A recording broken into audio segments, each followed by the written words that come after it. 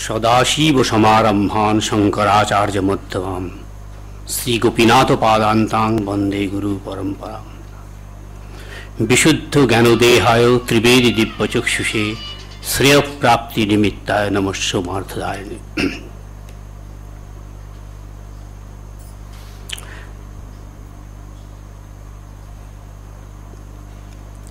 Every speaker is facing some problem or other, and I am no exception.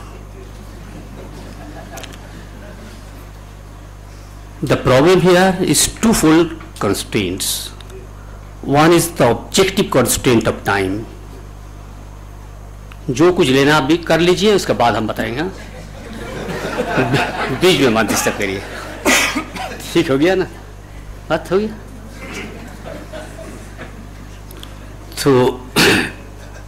तो ये तो एक objective physical constraint of time है। At the fag end of the time and after 2 very engaging days, I should have some consideration for the participants also, if not for myself.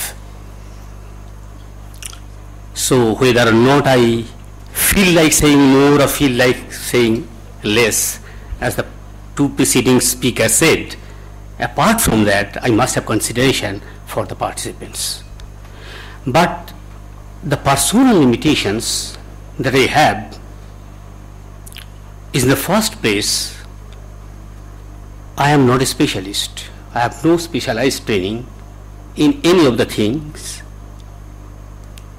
And you know, who is master of none jacks all trades. So I am here with the grace of SMS management.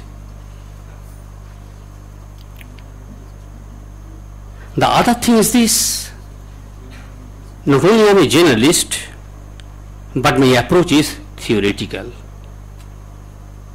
But this theoretical practical divide that is being used today and understood today is largely defective. There is no practical without theoretical, and no theory can sustain itself on its own. It has to be backed and supported by the practical. Originally, the practical and the theoretical, these expressions came from the Greek tradition. In the Greek tradition, the division was the division of reasoning or knowledge. They say reason is of 2 types: the theoretical reason and the practical reason. Theoretical reason is that reason which in its application seeks to know and understand. Reasoning that leads to understanding is theoretical reasoning, and the reasoning that controls our activity, that is practical reasoning. And in case of man, both these are there, and hopefully there should be a near, combination of the 2. Then in this sense, what I would say is this, very simply, that when these projects are undertaken, why is it that we develop different disciplines? Why is it that we organize occasionally such conferences to interact with each other? 2 fundamental and common understanding is there. Whether we are explicitly aware or not, we are all aware. And in the rest of what I say, I will just try to make explicit some of the things that all of us know. I have no claim to knowing anything very new, but at least my attempt will be to make it explicit, at least to myself. If I am to say 2 things with which we have to begin is this: we would not have done anything, whether by way of establishing an institution, by evolving a new discipline of knowledge, or by holding conferences, unless we did not want to have changes or transformation. If we are satisfied in the state in which we are, we would not have acted. Every action has at the basis some sort of dissatisfaction with the state of things current at the moment. The second assumption is this: the transformation may be enforced in various ways, but in such institutions and in my training and temper, my way and way of many people is transformation through understanding and knowledge. So these are the two basic assumptions, and you know, when we are speaking of different cultures, the European culture, Indian culture, the basic difference is in their ideology of progress.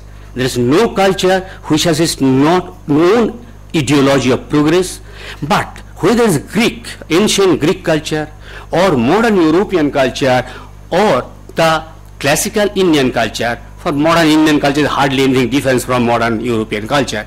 So in all these cultures, one thing is common, and that is they all seek development, progress through knowledge. That devotion to knowledge is there in all these cultures.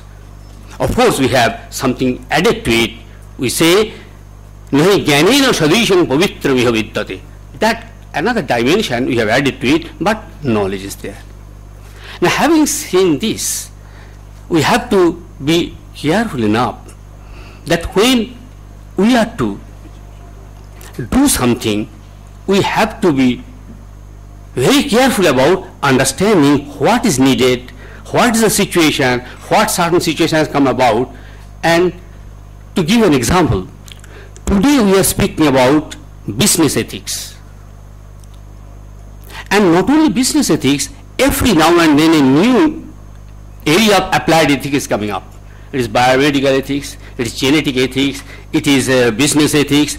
Every day one area of ethics or another area of applied ethics is coming up. And the other thing, if you have noted, is this, that interdisciplinary disciplines are coming up again and again. Where earlier there was biology and chemistry, now there is biochemistry. Earlier, when there was, say for example, psychology and linguistics different, today we have psycholinguistics. Why this transformation come? On the one hand, interdisciplinary disciplines are emerging on the one hand, and many areas of applied ethics are coming up. What are the two? And what is the basic assumption? What transformation? And you must have noted that largely this move from over specialization to interdisciplinary, the move from autonomous discipline to applied ethics have been largely felt and initiated in the West, modern West. And is more a sign of what they are called post-modernity. It has been realized that specialization had its days, it is over. Specialization had led to great fragmentation of knowledge. So much fragmentation that within one single broad field of, say, physics, experts of two areas cannot converse, they cannot talk, they cannot understand each other. Same thing with almost every subject. So this over specialization had its attending vices. Similarly, there was a question of autonomy. Autonomy was considered at one time the great virtue, and it is the rather passionate defense of autonomy of knowledge that led to the development of science in the West in modern times.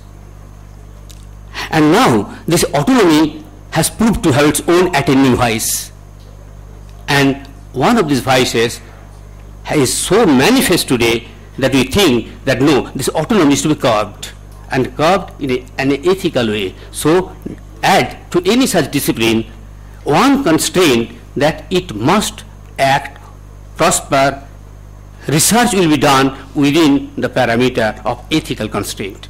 This was the very basic reason why all applied things have come up.